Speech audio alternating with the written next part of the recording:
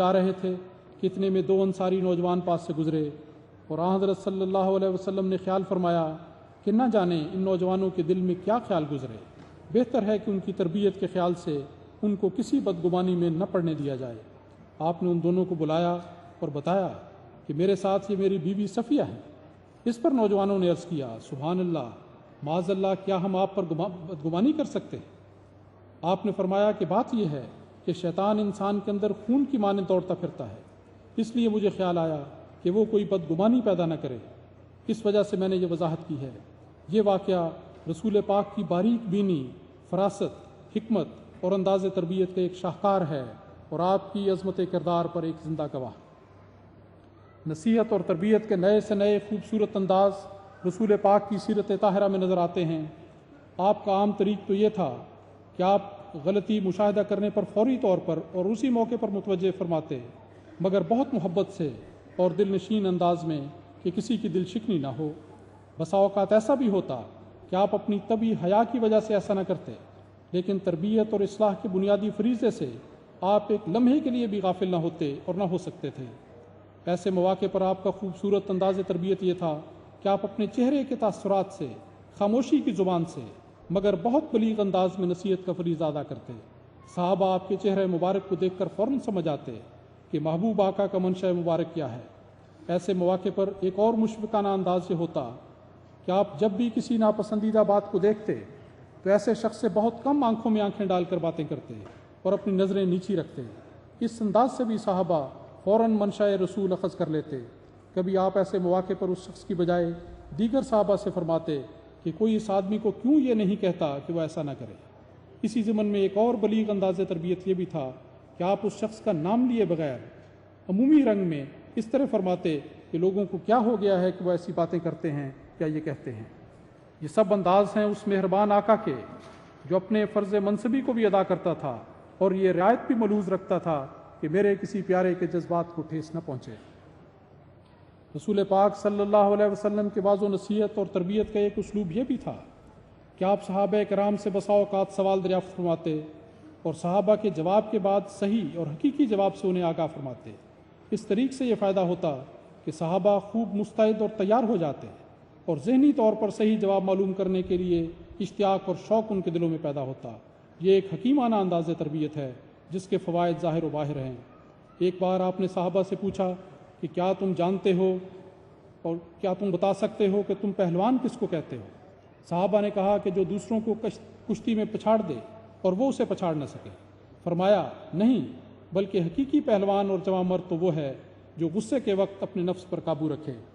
اسی طرح ایک بار آپ نے پوچھا کہ کیا تم جانتے ہو کہ مفلس کون ہے؟ صحابہ نے عرض کیا کہ ہمارے خیال میں مفلس وہ شخص ہے جس کے پاس زر و مال نہ ہو۔ آپ نے فرمایا نہیں، میری امت میں مفلس وہ شخص ہے جو نماز، روزہ اور زکوٰۃ وغیرہ نیکیاں کرنے والا تو ہے، لیکن قیامت کے روز اس کے نامہ اعمال میں یہ بھی ہوگا کہ اس نے کسی کو گالی دی، کسی پر تہمت لگائی، کسی کا مال کھایا یا کسی کا خون بہایا۔ ایسی صورت میں اس کی نیکیاں ان لوگوں کو دے دی جائیں گی۔ اگر اس کی نیکیاں ختم ہو گئیں تو پھر ان لوگوں کی بدیاں اس شخص کے نامہ اعمال میں منتقل کر دی جائیں گی اور نتیجہ یہ ہوگا کہ انجام کار وہ شخص جہنم میں ڈال دیا جائے گا۔ آپ نے فرمایا کہ یہ وہ شخص ہے جو حقیقی معنوں میں مفلس ہے۔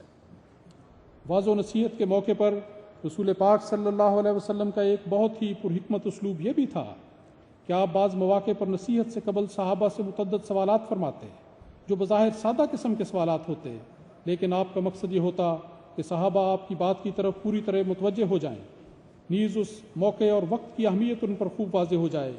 اس انداز میں نفسیات کا ایک عجیب نقطہ ہے جس سے آپ کی حکمت اور آپ کی عظمت کا پتہ چلتا ہے۔ اس کی بہترین مثال خطبہ حجۃ الوداع ہے۔ خطبہ ارشاد فرمانے سے قبل آپ نے صحابہ سے پوچھا کہ آج کون سا دن ہے؟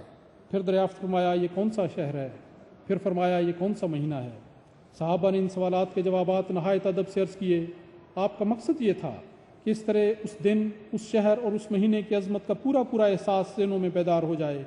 جب یہ مقصد حاصل ہو چکا اور صحابہ ہمتاً گوش ہو گئے اور دلوں میں ایک خاص کیفیت اپنے عروج پر پہنچ گئی، تو پھر آپ نے اپنے اس تاریخی خطبے میں فرمایا کہ خوب یاد رکھو کہ تمہارے اموال، تمہارے خون اور تمہاری عزتیں اسی طرح قابل احترام اور قابل تقدیس ہیں جس طرح یہ شہر، یہ دن اور یہ مہینہ تمہارے لیے محترم اور لائق ادب ہے۔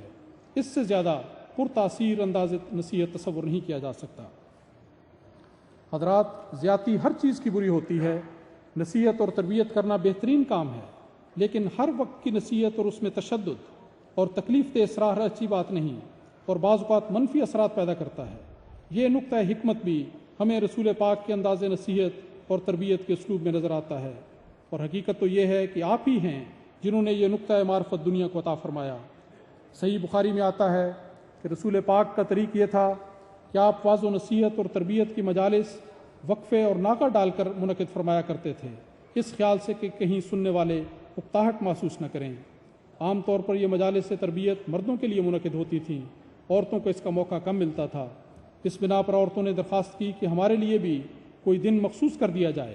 آپ نے یہ درخواست منظور فرمائی اور ان کے لیے بھی ایک خاص دن مقرر فرما دیا۔ رسول اکرم صلی اللہ علیہ وسلم کے عارفانہ انداز تربیت میں یہ بات بھی شامل تھی کہ آپ کلمہ نصیحت کو ایک سے زائد مرتبہ دہراتے تاکہ وہ نصیحت ذہنوں پر خوب اچھی طرح واضح اور مرتسم ہو جائے۔ بعض روایات میں ہے کہ آپ 3 مرتبہ دہراتے تھے۔ حضرت عبد الرحمن بن ابی بکرہ اپنے والد سے روایت کرتے ہیں کہ ایک بار رسول پاک نے صحابہ سے فرمایا کہ کیا میں تمہیں بڑے بڑے گناہوں سے مطلع نہ کروں؟ صحابہ نے عرض کیا کہ یا رسول اللہ ضرور بیان فرمائیں۔ آپ نے فرمایا سب سے بڑا گناہ تو اللہ کے ساتھ کسی کو شریک بنانا ہے، اس کے بعد والدین کی نافرمانی۔ رسول پاک اس وقت تکیے سے ٹیک لگائے ہوئے تھے۔ اس موقع پر آپ اٹھ کر بیٹھ گئے اور فرمایا تیسرا بڑا گناہ جھوٹ بولنا اور جھوٹی گواہی دینا ہے۔ ایک بار پھر سنو کہ جھوٹ بولنا اور جھوٹی گواہی دینا بہت بڑا گناہ ہے۔ راوی بیان کرتے ہیں کہ آپ بڑے درد سے ان آخری الفاظ کو بار بار دہراتے رہے۔ مجھے یوں لگا کہ شاید آپ خاموش نہیں ہوں گے اور یہ بات فرماتے چلے جائیں گے۔ تربیت کا ایک پرحکمت انداز اور لطیف کرینہ یہ بھی ہے کہ جس شخص سے کوئی غلطی یا کوتاہی یا زیادتی ہو گئی ہو اس کا نام لیے بغیر عمومی رنگ میں نصیحت کی جائے۔ اس طرح اس شخص کی پردہ پوشی بھی ہو جاتی ہے اور نصیحت کا وسیع فائدہ بھی ہو جاتا ہے۔ رسول پاک صلی اللہ علیہ وسلم کے انداز تربیت میں اس کی بے شمار مثالیں نظر آتی ہیں۔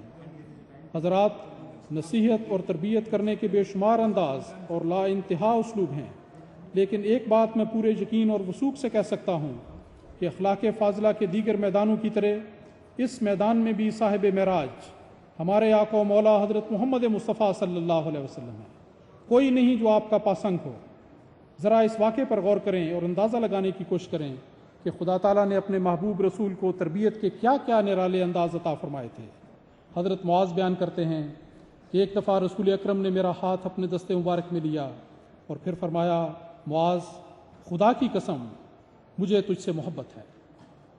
میں سوچتا ہوں ان الفاظ کو سن کر حضرت معاذ کی کیا کیفیت ہوئی ہوگی۔ ان کی حالت تو جو ہوئی ہوگی، آج 1400 برس کے بعد بھی یہ الفاظ سن کر ہم گناہ گاروں کے دل میں جذبات کا سمندر متلاطم ہو جاتا ہے۔ کاش ہمارا ہاتھ بھی محبوب خدا کے دستے مبارک میں ہوتا، اور کاش ہمیں بھی یہ انمول الفاظ سننے کی سعادت ملتی جو حضرت معاذ کو نصیب ہوئی۔ مبارک ہے معاذ کہ تجھے محبوب خدا نے اپنا محبوب بنا لیا۔ تم نے تو جیتے جی زندگی کی مراد پا لی کہ جو محبوب خدا کا حبیب ہو وہ یقیناً محبوب خدا بھی ہوتا ہے۔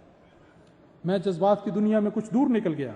بات یہ ہو رہی تھی کہ رسول خدا صلی اللہ علیہ وسلم کی تربیت کا انداز کیا تھا۔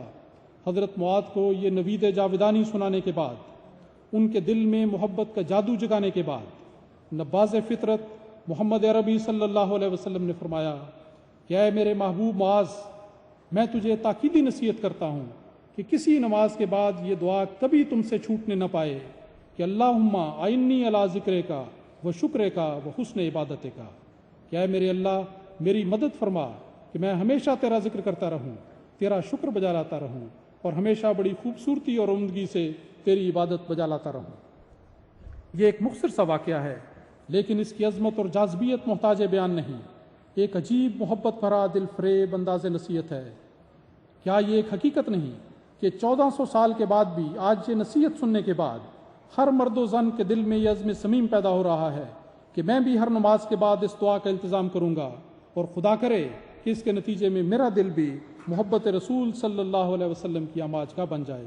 خدا کرے کہ ایسا ہی ہو۔ حضرات، محبت و الفت کی زبان سب سے زیادہ مؤثر ہوتی ہے۔ محبت کی تلوار کی کاٹ دنیا کی ہر تلوار سے زیادہ ہوتی ہے۔ یہ جسموں کو کاٹتی نہیں بلکہ دلوں کو فتح کرتی ہے اور حیات نو عطا کرتی ہے۔ اس ذریعہ تربیت کو دنیا میں جس وجود نے سب سے زیادہ مؤثر زبان میں استعمال کیا وہ ہمارے پیارے آقا رسول عربی صلی اللہ علیہ وسلم ہیں۔